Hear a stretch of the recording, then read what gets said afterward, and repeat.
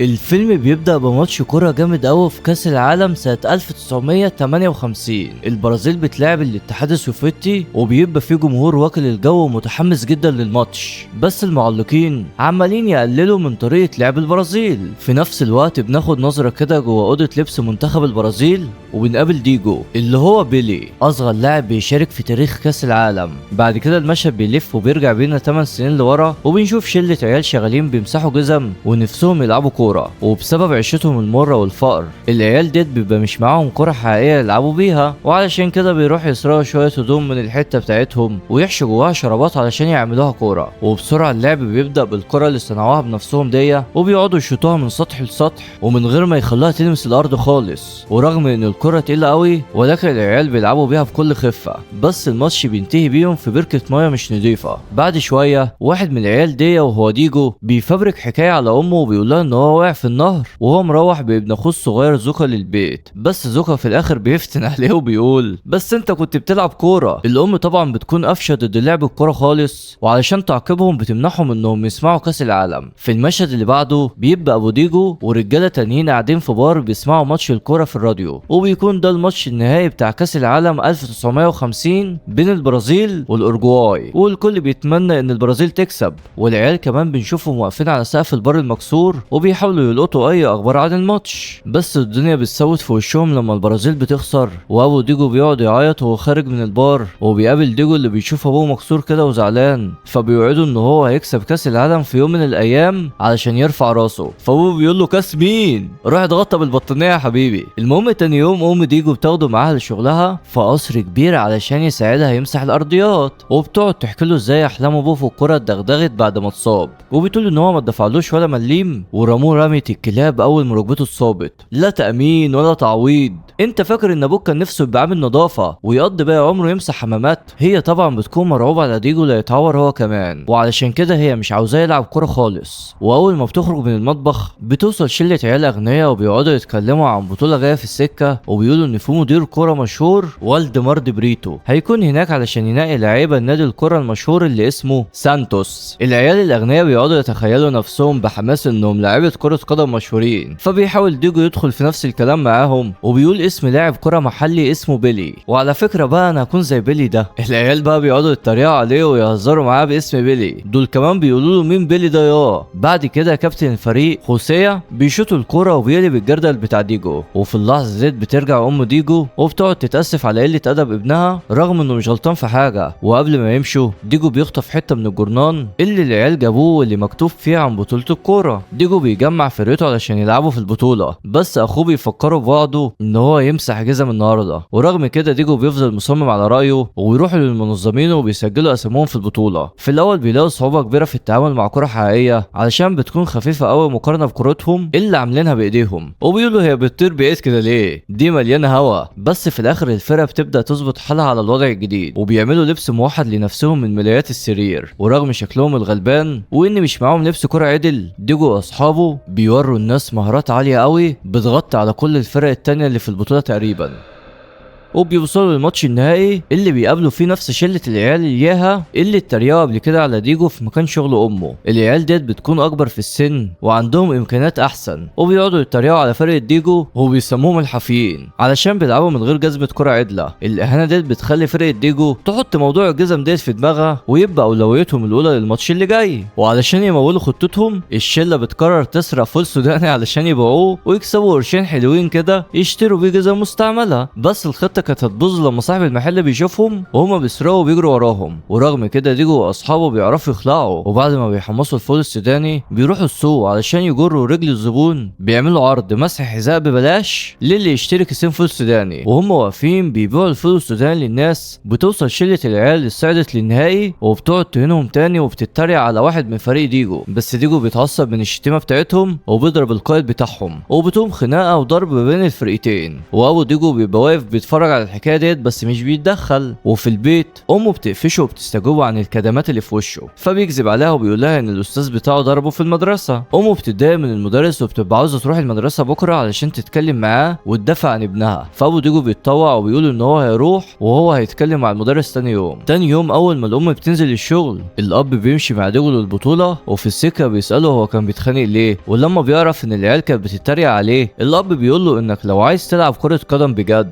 وبشكل احترافي ما ينفعش تتكسف من اصلك وانت مين. وديجو لما بيعرف ان ابوه في ظهره بيشجعه بيفرح جدا، وبيجي اليوم الكبير اخيرا. وديجو بيلاحظ ان واحد من اصحابه مش لابس النضاره بتاعته علشان بيبقى خايف يتريقوا ويتنمروا عليه، وصاحبه التاني بيكون لابس طاقية علشان يداري شعره الطويل، والواد التخين بيبقى جايب جزم ليهم مستعمله بس شكلها واسع قوي واكبر من مقاسهم بكتير. وكل اللي قاعدين بيبقوا بيشجعوا العيال الاغنياء، بس المذيع بيتريق على فرقه ديجو وبيسموهم الحافيين بقياده الكابتن بيلي، فديجو بيتعصب وبيغضب بس زمايله بيهدوه. المذيع كمان بيقدم الضيف النجم اللي كان قاعد مع الجمهور وهو والدمار بريتو اللي جاي ينقي موهوبين لنادي سانتوس. الجزم الواسعه ديت بتبوظ سرعه ديجو والفرقه بتاعته مش عارفين يتحركوا، واستغلالا للفرصه دي الفريق التاني بيقعد يجيب جون ورا التاني لحد ما النتيجه بتبقى 6-0.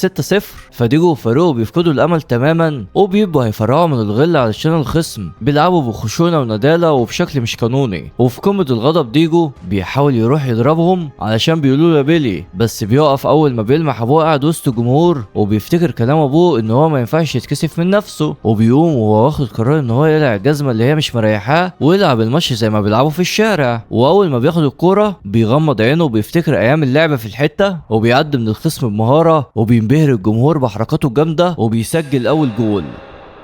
التصرف ده بيولع حماس زمايله وبيوروهم ان مفيش حاجه يتكسفوا منها، فبيعملوا زيه بالظبط وبيقلعوا الجزم الكبيره وبيلعبوا بطريقتهم الخاصه. وفجاه الماتش بيتقلب وفرقه ديجو بتركب الماتش وتسيطر وبتخلي الفرقه التانيه مش ملاحقه عليهم، وكل واحد من اصحاب ديجو بيعرف يرقص الخصم ويجيب جوان لحد ما النتيجه بتوصل ل6-5. وللاسف الماتش بيخلص وفرقه ديجو بتخسر، ورغم كده الجمهور بيتسلطن من ادائهم الساحر وبيقعدوا يهتفوا باسم بيلي بيلي. ورغم المكسب خوسيه بيبص لديجو بغل وحسد كده، والمصور بتاع الجورنال بياخد صوره لفرقه الحافيين، وولدمر بيدي كارت الشغل بتاعه لابو ديجو. في نفس الوقت العيال بيلمحوا الراجل اللي سرقوا منه الفول السوداني وبيرجع يطاردهم تاني، فالعيال بتجري وبتخلع ناحيه الغابه. واحد من اصحاب ديجو بيتكعبل وبيقع، فديجو بيرجع جري علشان يلحقه وبيدخلوا جوه حفره صغيره في الارض علشان يستخبوا. وهم مستخبيين صاحب ديجو بيقعد يشجعه وبيقول له انه ديجو هيعرف يهرب من العشوائيات ديت بمهارته. فجاه الدنيا بتمطر وبتحصل قفله وانهيار ارضي، ديجو بيعرف يملص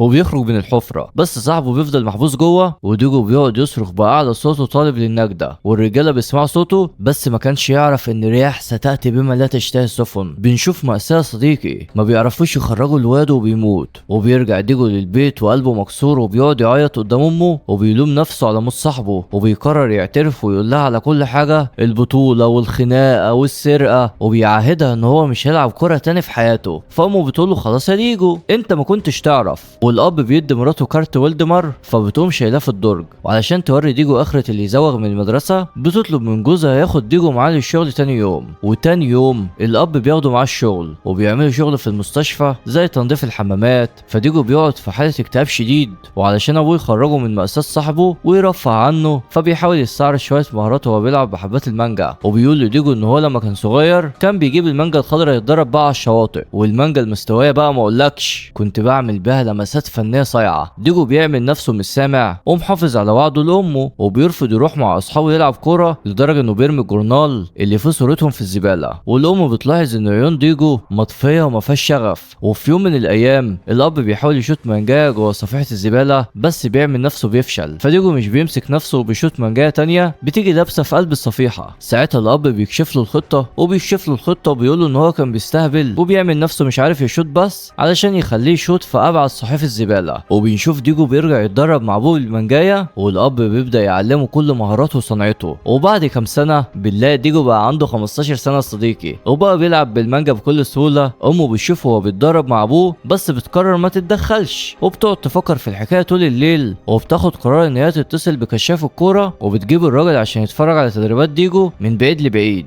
ولما ديجو بيرجع البيت بيصدم لما بيلاقي ولدمر قاعد مستنيه جوه الصاله.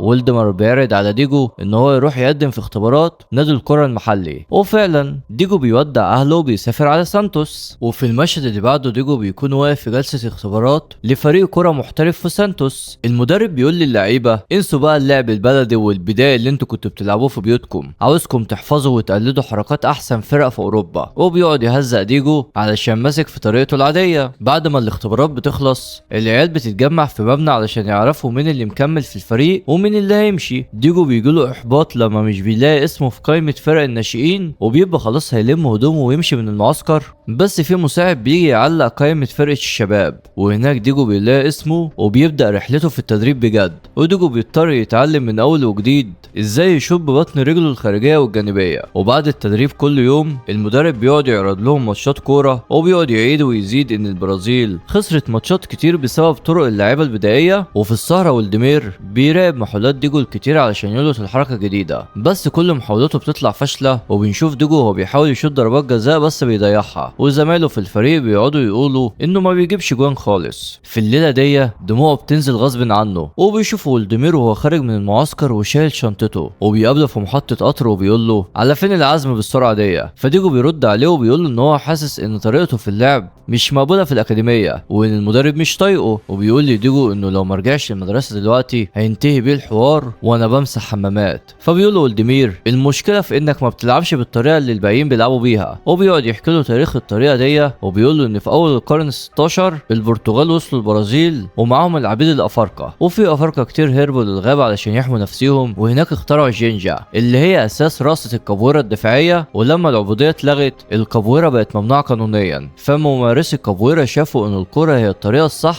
علشان يلعبوا جينجا من غير ما البوليس يقبضوا عليهم. وبقت تتطور مع الوقت لحد ما بقت جزء من البرازيل. بس في كاس العالم 1950 ناس كتير افتكرت ان طريقة الجينجا دي هي السبب في خسارة البرازيل. والدمير بيقول ان الجينجا دي حتة منك، وانت تقدر توري العالم كله انت مين بجد، او تركب القطر بتاعك وعمرك ما هتعرف قيمتك. والدمير بيمشي وقطر ديجو بيوصل، بس بيقرر ان هو يقعد وما يركبش القطر يا صديقي. تاني يوم في الماتش ديجو بيعك عك وحش وبيزعل نفسه وبيزعل مدربه، وهو في قمة اليأس بيفتكر التدريب بالمانجا مع ابوه، وبيلمح ولدمير وهو بيسقف له وبيشجعه، وبينور في دماغه الكلام وهو يلعب باسلوبه وطريقته الخاصة، وبيقعد يرقص بالكرة بكل سهولة وبيعدي من الخصوم، وهو مطنش صريخ المدرب اللي بيقول له وقف. وفي الاخر بيرفع الكرة في الهواء زي ما كان بيعمل بالمانجا وبيوزع وبيحطها في الشبكة، وبيرزع جون باكتر من طريقة خرافية وممتعة. وزمايله والخصوم نفسيهم بيروحوا يباركوا له على الجون. المدرب بيستدعيه وبيقول له ايه اللي انت عملته ده، اعملها تاني. ديجو بيكمل عرض السيرك بتاعه وبيسجل 4 اجوان في الماتش، والجرايد كلها بتقعد تتكلم عنه. ورغم انه اصغر لاعب في الفريق بيبدأ يعمل لنفسه اسم وسمعة تهز الارض. في نفس الوقت الاب بيبقى قاعد بيسمع كل ماتش على الراديو وفرحان وفخور باللي ابنه بيعمله. وفي ليله من الليالي والدمار بيراقب ديجو وهو بيشوط بطريقته القديمه، وبيتفاجئ ان ديجو مش بيجيب ولا جون، بس بيفهم بعد كده ان ديجو بيقصد ان هو يشوط كل الكور في العارضه بالذات. وبعد شويه بتتعلق قوائم جديده للاعيبه على الحيطه، ديجو مش بيلاقي اسم عليها، بس بيطلع انه مرقوه من فريق الشباب للفريق الاول المحترف، وبيبدا يلعب ماتشات مع فرق في كل حته في البلد.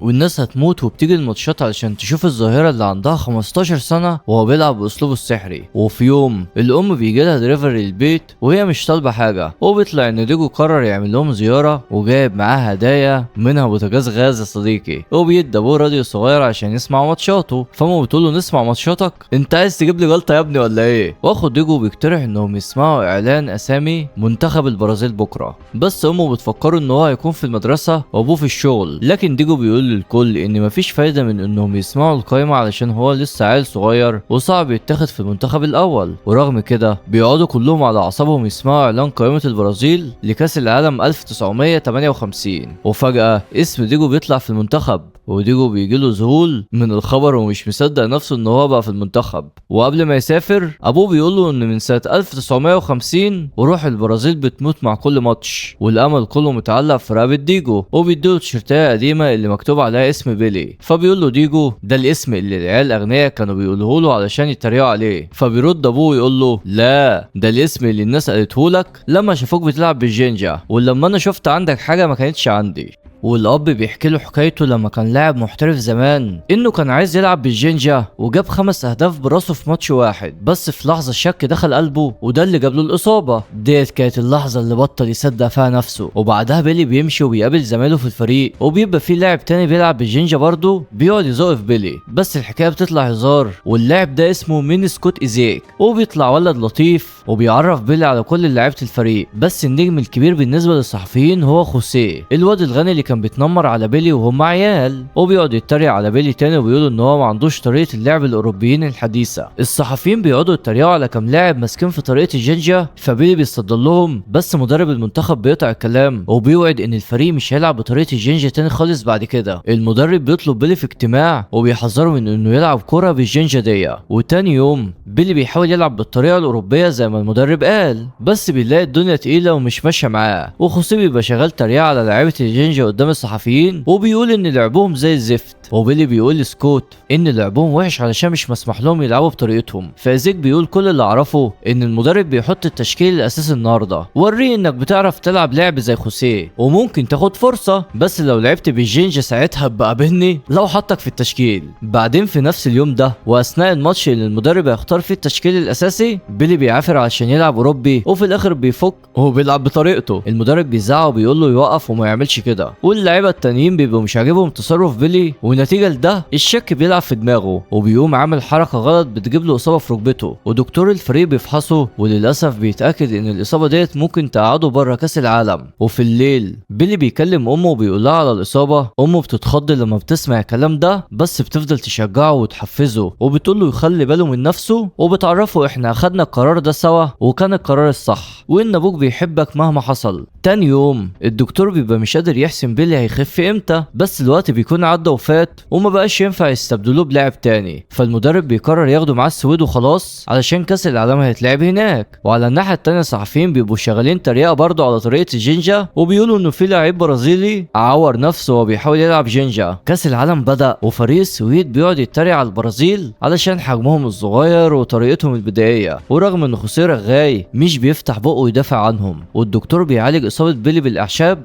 والطب البرازيلي البلدي، وبيوعد بيلي ان هو هياخد كره الفوز ويرجع بها البرازيل المره دي. بيلي بيبدا يلم نفسه ويخف ببطء، وفي الوقت ده منتخب البرازيل بيعرف يكسب كام ماتش في الاول، وبما ان الماتشات غشيمه وتنافسيه جدا بيبقى في كذا لاعب من الفريق بيتعور ومنهم خوسيه. والمدرب بيسال الدكاتره عن اصابه بيلي، فالدكتور بيقول له احسن من اللي كنت متوقعه بس لسه ركبته ضعيفه قوي. فالمدرب بيقول له يعني هتسمح له يلعب؟ فالدكتور بيقول له الموضوع هيكون وجع ومؤلم قوي بالنسبه له. فالمدرب بيقول له هعتبر الكلام ده موافقه، ومع قله الحيله ومفيش بديل بيطلبوا من بيلي وهو مصاب ان هو يلعب لبلده. وبيلي من كتر التوتر بيقعد يرجع، والمدرب حرفيا بيجرجره وبينزله الملعب وبيقول له جمع نفسك وجمد قلبك. والدكتور بيروح لبيلي وبيحذره من ان هو يلعب جينجا علشان الموضوع خطر على ركبته الضعيفه. وفي المشهد اللي بعده بيلي بينزل الملعب مع فرقته، والمدرب بيفكره يلتزم بالخطه ويلعب كره اوروبي، والمعلقين بيقعدوا يضحكوا على بيلي اللي بيبان قزم وسط زمايله في الفريق. وخلال الماتش بيلي بيلعب زي ما المدرب قال له، واللعيبه السوفيتيين شغالين خبط ورزع يمين في شمال. ورغم الاحباط ده منتخب البرازيل بيعرف يكسب الماتش ضد الاتحاد السوفيتي. وفي ماتش نص النهائي ضد فرنسا منتخب البرازيل بيلاقي نفسه مغلوب 1-0